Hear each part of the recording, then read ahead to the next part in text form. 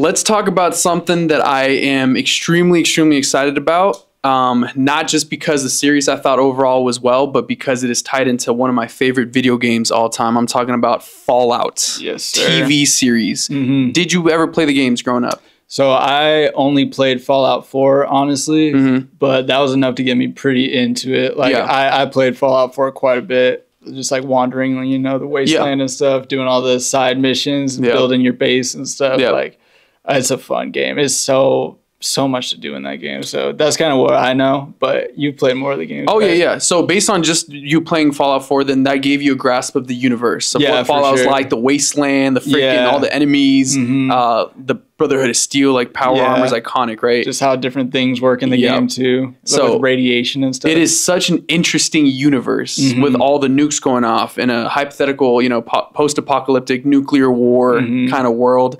This video game adaptation, which we know sometimes can be either good or bad, right? We've seen before. This one specifically, Fallout, I think was done pretty well. I think so too. Which we'll get into. Yeah. But I'm very excited because I love the video games. Okay, growing up, I never played the first two, which were more kind of like scroller kind of games. Okay. But Fallout 3. I saw that. Kind of like RuneScape style. Kind of. Yeah. But Fallout 3, especially Fallout New Vegas, and then Fallout 4, amazing, bro. Phenomenal. I will go back and play those, which I haven't. I want to so bad after watching the show. Matter of fact, it inspired me to download freaking Fallout Shelters. You ever play that game on iPhone? I started playing that. I started playing that, bro. Mackenzie's been grinding that since the show, Dude, it's so good. But yeah, let's talk about what makes this show Fallout good. Okay, what are your favorite aspects of this show? And then we'll get into it, what it's about. And I think because like from the trailer of this show, it seemed like it was going to be a pretty grand show. Like a lot of stuff was going to be in it. Like they were going to try to fit as much as they could into it,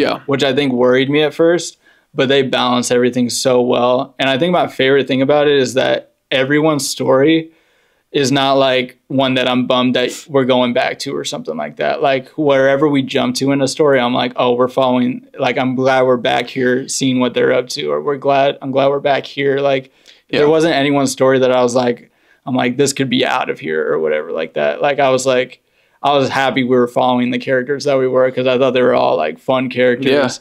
And they had like just fun telling the story in the show. I think they were like there was like serious, like, you know, kind of violent parts of it, but even the violent parts are kind of playful though too. It's not like they're not like super serious. There's serious parts in the show, but like there's a lot of humor in it that I think it is pretty good.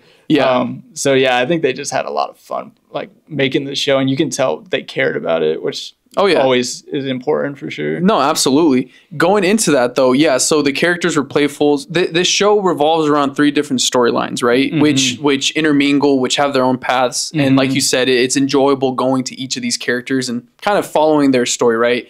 So we have Lucy McLean, which is the Vault Dweller from Vault 33. I believe, because it's kind of a trio vault, which we'll get into. Stronger together. Yeah, right. So Lucy McLean, Vault 33, whose father is the overseer of Vault 33, and essentially kind of the stories picked up where he gets stolen, right, by what's her name, Moldaver, which is kind of the lady who is pretending to be the overseer of Vault 32, and that's what kind of kickstarts her story. So she has to wander out into the wasteland and go find her father, which is actually a storyline that's always revisited in the Fallout series. Fallout 3, same thing. You have to go find your dad. Okay. Fallout New Vegas, there's something you have to go find. So it's always that trope. A Fallout 4, your freaking kid goes missing. You know what I'm saying? You have to go find your kid. So that's always kind of the general storyline for at least the Vault Dwellers, at least.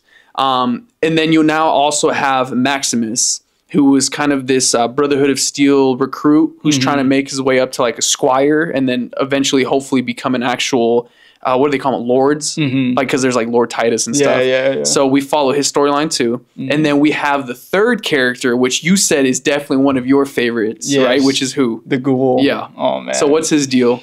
So, I mean, he's way back when he was an actor, you know, when before even, you know, the bombs exploded and stuff, he was kind of a part of promoting these vaults without really knowing what they were. I think he was just like helping his wife out, you know, whatever. And then he kind of like looked into it more, and as he kind of got more information about what the whole vault tech was all about and everything, he figured out, oh, it's all shady stuff and all this. So I think he kind of went his own way at one point, and he kind of brought his kid along with him, and then that's when you see the bombs go off. He's at a party performing just like as like a party performer kind of guy. Yeah. And the bombs go off, and you see him ride off kind of away from him on a horse with his kid. Yeah. And then I thought, you know, I didn't really think we were going to see him again, because thinking it goes from that point to you jump 200 years something later. Yeah. So you got to think, at least immediately, I think all these people are dead that we just saw.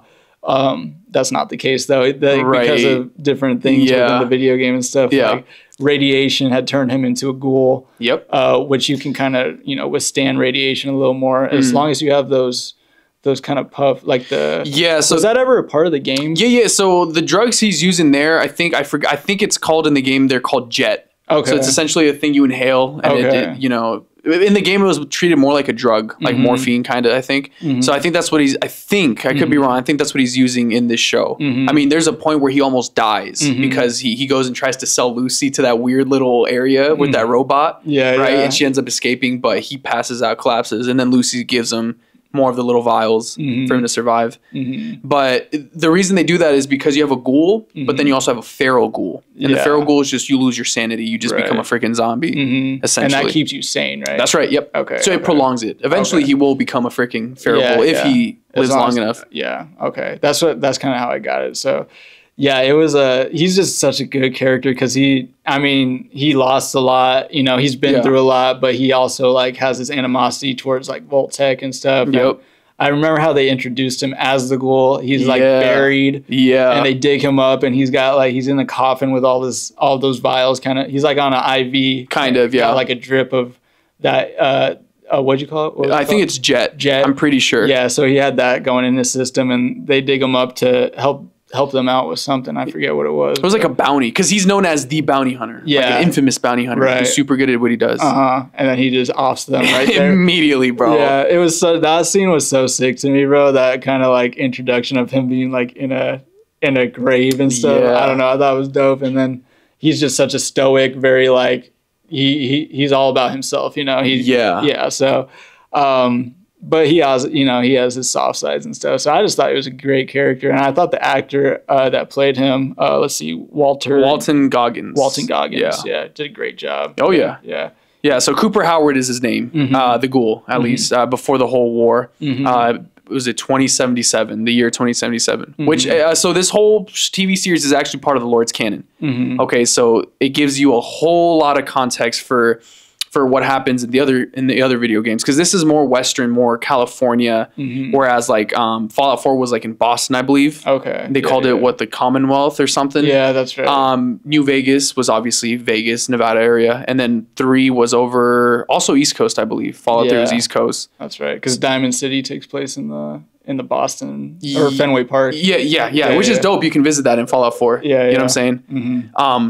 But so Cooper Howard, what I loved about his character so much is he had that Western freaking character, just like that typical cowboy kind of. Cowboy. Who are like famous cowboys in cinema? Like what's his name? I know you're thinking of. What's his name? John, is it John Wayne? John Wayne. Yeah, John Wayne. Okay. Yeah. So stuff like that. Like he had that kind of attitude, but then it turns super dark and gritty when he becomes a ghoul. But it's so sick. He's got that like Southern accent. He's got that freaking crazy killer mentality. Yeah. That's super dope. And his introduction, super sick. They lift him out of the grave, like you said. Yeah. Then he just offs all of them. Yeah. That first initial scene in Fallout in the series where you see the bombs drop, bro, that was so eerie. Oh, it was, like they're just having a pool party and there's like talks like, yo, who knows like what's gonna happen. I hated watching that, bro. Oh, that tension, bro. It was crazy. Yeah, I hated watching that because that could happen, and like it just gave that kind of like what if kind of. What if? Yeah. And he's over here teaching his daughter like, so the reason they use the thumb is like, you know, if the mushroom cloud is like smaller than your thumb, then you can run away. But if it's like bigger than your thumb, there's no point of running, right? So you see his daughter kind of just doing this, and then you see the explosion happen. Turn around, it's like it's like 3 or 4 nukes drop. In the LA area. That was crazy. Insane. Yeah. That was insane. Crazy visually. They did a good job. This show, like, I don't know what its budget was like, but it must have been huge, bro, because they was just, nothing looked bad in it. Even the CGI, like, moments, like, they did such a good job from start to finish with it. Right. It says the reported production budget was 153 mil. Oh, that doesn't At least that's much. what it's saying. Which, yeah, that doesn't seem like much, does it?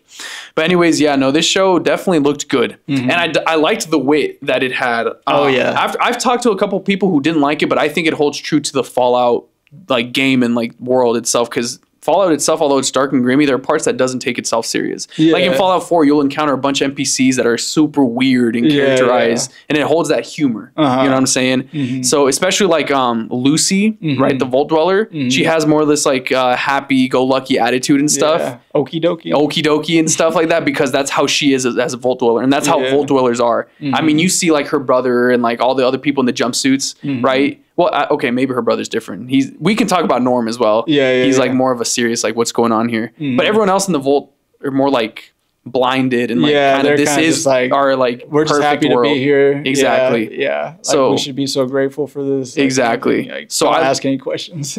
Pretty much. Yeah. And that's what I loved about her character. She is a true Vault Dweller who, over time, obviously we know what happens in the show without getting into spoilers, but starts realizing what the world actually is like. She's been lied to in the vault, and this is what humanity has come to, which is crazy. We learn more about her dad, all that good stuff. But her brother, though, he did a good job. Oh, he did a great job. Norm, right? Yeah, he was always curious. He was always questioning things. And he's played by the iconic Moises Arias from Hannah Montana. Yeah, Rico. Yeah, Rico, exactly. The boy. I liked his character too, dude. Yeah, I loved him. I'm glad he got that much screen time, because I honestly thought he was kind of going to be like a side character, I guess. Yeah. But he was a big part of it. He was. Yeah. And I really liked his storyline, because it kind of gave that, it was the biggest mystery factor of the show. Like, what is going on kind of thing. Yeah, and that's what his story revolved around. So hopefully season 2 coming up, we get more context. We without getting into spoilers, see what happens to him based on what actions he did, the route he took. Hopefully we see what kind of consequence or where that leads, or what the big reveal is, afterwards. I'm worried for him. Me too, exactly.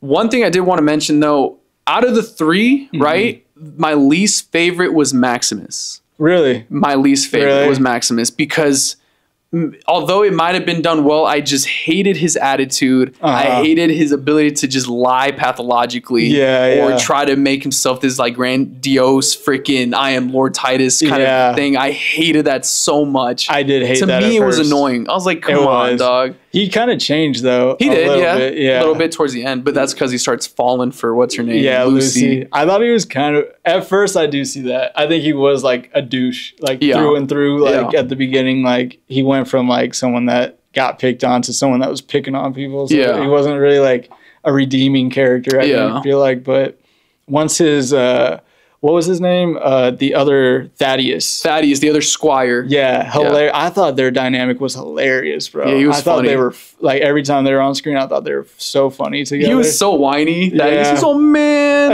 what the heck? Like, he was just like a little crybaby, bro. Yeah, they were hilarious, bro. So even them I liked following, but I would say, maybe the weaker one for me, too, with Maximus, Yeah, so to me, and another thing that I had an issue with was this kind of romantic kind of story between him and Lucy. To me, wasn't the most realistic. Like, I'm not totally sold on that. I think they pushed for Lucy to have like a romance with someone too much. Yeah, I agree. Yeah, like she has like other goals right now. She's like focused on something else. So it's kind of weird for me, because she seems the one that's more pushy for the relationship. Yeah, no, absolutely. Than Maximus. Yeah. So I'm like, I don't know. She seems sidetracked a little bit to me. Yeah, I mean, which is fine, but again, I'm not sold. Yeah, I'm not sold on it too much either. I agree with you on that one. Yeah, it almost felt like they just did it to have a romance, kind of. Pretty much.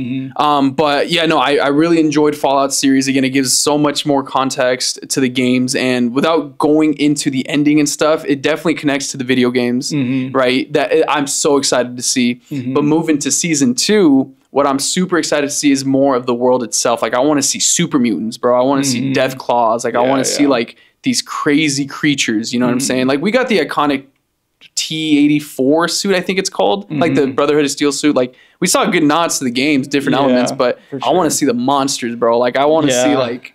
I think I want some stuff that's like more story too. Like I mean, we got a lot of characters and stuff, so I think having like, you know, there was the head that everyone was kind of after, like the Ghoul, Maximus, and Lucy were all after this head. Yeah. So the head was really like the driving force for all three of their stories, which it was good. I liked it, but I felt like I want to see them on their own stories a little bit more. Like, I don't want them all doing the same thing necessarily. Yeah. That makes sense. But I think doing it that way was a good way of introducing characters. So you didn't have to focus too much on story. And it was like, you could focus more on like situational stuff and building character and stuff. Yeah. But that was something I thought about after watching it, was like, man, this thing really did revolve around that head a lot. It did. I mean, because it was the Enclave kind of soldier who had that thing in its neck, right? Which is the driving force for all three storylines, essentially. Like that very important little thing that can produce endless, infinite amounts of energy. So I understand why. I do too. For me, for some reason, and like speaking of you saying in season 2, you want to see them kind of do their own thing. For me, it seemed like they ran into each other too much. Yeah. Oh, you know what I'm saying? In the season. It's like, why are they keep running into... Exactly. That's what I'm saying. Dude, well, like when Maximus first found the head, what were the odds of that, bro? Yeah. Like he literally like randomly got dropped off, like just because the dude wanted to go explore, I think, or something. Yeah. It was just a random spot. Like they weren't looking for the head there, and they just like happened to be upon it. I was like, come on, bro. Yeah, and another one where Maximus is stuck in the suit because what's his name took the power core, so he literally can't get out. And then Lucy just stumbles upon him. Right. Oh my God, help me. Right. And she's like, oh, what are you doing? So, like, come on, bro. They're not all going the same way. No, dude. It's a large area. There's no way she just stumbled upon Maximus. You know what I'm saying? For sure. So stuff like that. That's a really good point to bring up. Yeah, I had a gripe with that. Like, to me, it seems like, I don't know if this is the same with you, but to me, it seems like the first half of the show was better than the second half of the show in a way. Yeah, there was some, I mean... Yeah, I agree. I think I like the setup a little bit better than what it led to. Sure. I do like that it's setting it up for a season 2 because I did love the show. For sure. I really did love the show. But I do think there was like, I don't know. I guess it all led to this thing to lead into something else, I guess. Right. Which is okay. I'm okay with that, but I mean, I think this whole season was all set up because literally the last episode is called The Beginning. Right. You know what I'm saying? Yeah, that's true. That's literally called The Beginning, which for right reasons. Again, it gives you all, like literally the last 3 episodes is all story, like all flashbacks and giving you context to what's to come. Right. So season 2 better be badass. That's where all the good stuff's going to happen. This is just giving you the world. This is Fallout, you know, for those who've never played the games. It did a great job building the world. And like for those who have never played the game, I bet it made so many people want to go play the game. Oh, yeah. Because it made it cool. Like they did a good job. Yeah. So, and I think one of the things that honestly interested me the most was like all the different stories of all the different vaults, like how they're so different. Yes, dude. And how some, like one of the funniest, it was kind of a random scene when she went into that one random vault. I think it was Vault 4. Vault 4. Yeah. They're trying to go into the hospital for medical supplies and they get freaking shot down the chute. Yeah, but that one dude with the one eye. Yes, the overseer. Yeah, and he was like,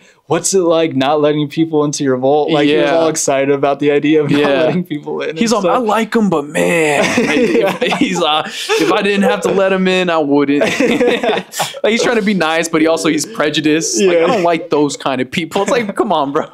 That kind of interests me. I hope we get different stories about the different vaults and like seeing how messed up some of the other ones were. I think we are. So a big part of the Fallout lore is that Vault-Tech's just an evil corporation to begin with, right? There's a lot of human experimentation and a bunch of weird different realities that you find in the game too. Like all Fallouts, you can explore different vaults and you can see, whoa, dude, these vaults are disgusting in terms of what they've done to the dwellers. So I think in this show, we're going to explore way more. We've seen already, 4? We've seen the 3, 31, 32, 33, and then we saw Vault 4. Yeah. I do believe we're going to see way more. Yeah. Because let me just add this in. In one of the episodes, we see kind of a council of a bunch of people doing business, right? In one of the episodes. And each person is representing a certain like corporation. Like there's Rob Corps, There's like Vault Tech. So I think the higher ups are all going to have their own vaults that they're going to play with. And I think we're going to see vaults from all these respective people and like the disgusting things they've done in those vaults, you know? Yeah, because that was a crazy like idea. Like, oh, just have everyone do whatever they want with their vault and see how it works out. Yeah, kind of a crazy way to go about that. But. Yeah, because I know from playing the games and liking the lore, dude, there's some vaults where they let on purpose radiation come in to see how it affects humans, and they all turn into ghouls. And then there's other vaults where it's like they let vegetation outgrow and like it created spores, so it infected everyone. There's freaking vaults that have like let in like death claws and stuff and like different roaches, so to see how it would be like humans versus mutation. So there's just like crazy experiments and what if scenarios for all these vaults, dude. Yeah, I'm excited to see where they go. It seems like whoever's making them, they care about the game. So like, and they know like just different like tiny little details of the game to like, I mean, there's a lot of like fan service like that in the game, I'm sure, but like they also cared about building characters that like you care about too, I feel like, which they did a good job with all of them. I think like all of them were memorable to me. Yeah. And I want to see them again. I thought the ghoul was gonna die at the end, bro. Yeah, low key. Yeah, I thought he was gonna be one of the casualties, but I'm glad we get more of him because he's one of my favorite characters. So speaking of, who is your favorite character in the show so far? The ghoul. The ghoul. Yeah. I will say though, Lucy is a cool character. Though. Okay. I really like Lucy's character. Yeah. And I'm glad they went that direction for the main character. Yeah. Yeah, I think she's going to be the one with the most like character development. Yeah, growth for sure. But I do think that this show revolves around the ghoul. Just because with at least his name Cooper Howard, at least we see him pre and then post nukes. Yeah. So we kind of get that connection of how the world was with how the world is. So I think low key it revolves around him. I think so too. I almost feel like he's like the narrator kind of. Yeah. Yeah. Absolutely. And it seems like he's the glue that kind of sticks everything together. You know? Yeah, so they're doing a great job. I'm excited to see what they do next. Yeah, me too. So now here's a tough question. This show or The Last of Us? Yeah. In terms of game adaptation shows, which one do you prefer? We've seen both. At first, when I first saw Fallout, I was like, this is easily my favorite game adaptation. Yeah. But now like that I've had some time to sit with it, oh man, they're pretty even for me, honestly. I will say Fallout a little bit more just because it's a little more playful and I like stuff just like that has humor. Yeah. Like I like the humor that they had in it. I thought they were pretty silly with it. So I thought they did a good job with that. And Last of Us doesn't have as much humor, you know, it's more of a serious show. More drama. I still think it's great though. So they're I like them both for different reasons, but I think Fallout is a little more my type of show. Okay. Yeah, yeah. So you would put it over Last of Us? A little bit. Dang. Just slightly though. Yeah. That's fair. What about you? Yeah, I would still pick Last of Us. Yeah, okay, yeah. Although I love Fallout. I see why though. Yeah. So now I'm excited for both shows. I'm excited to see season 2 for both of these. You know what I'm saying? Me too. And then you saw Twisted Metal, right? That hangs in there too. Like these I think we mentioned it before, but like they kind of have figured out something with video game adaptations. Like for whatever reason, they didn't work for the longest time. And now it seems like it's almost a new wave is to make video adaptations. So they're on a good roll and hopefully it doesn't like, you know, deteriorate at any point too. For sure. Soon. Yeah. Yeah, absolutely. So, I mean, just to end it off, what would you rate this one? Fallout. This one, I think I'd give it like a 9 out of 10. Yeah? 9 out of 10? Okay. Yeah, I think so. Just it being a season 1 and a live action and just like, I don't know. I just thought it was so grand and the production value really impressed me, honestly. For sure. And the characters were fun. So yeah, we were watching it. We were like, let's put this on. Oh, so, yeah. So. Yeah, no, I wanted to watch it. It wasn't a drag at all. Yeah, yeah. I would probably say 8 out of 10. Some things I dislike, like kind of like what we talked about, the whole them running into each other, stuff like that. But what excites me most is the potential of what we can see. And how else are they going to tie it into the game and whether we'll even see, let's say, characters from the games. Who knows? You know what I'm saying? Topics from the games. Yeah, that's what excites me about it is that like I mean, obviously Last of Us will get some more characters, but we got like 2 characters that are our main focus in that one. I feel like this one we got some where it can veer off some different ways, I guess. Yeah. So I'm excited. Yeah, it's pretty dope. Yeah, one thing I want to see, Death Claws, please. Show us Death Claws in freaking season 2. Death Claws. Because Man, let's not talk about it. What is it? Deathclaw is like the freaking like big old horned. It looks like a devil, bro. It's like the big old horned. Is it? It's the first enemy you find in Fallout 4 when you're in the power suit. Yeah. You know, you're using the minigun. It's that big clawed freaking. Yeah, that'd be sick. Yeah. Mm-hmm. We see. Never mind. We'll not get into it, but yeah, there's a lot that drew back to the games that I'm excited about. So again, potential. Yeah, that's what I'm excited about the most. Me too.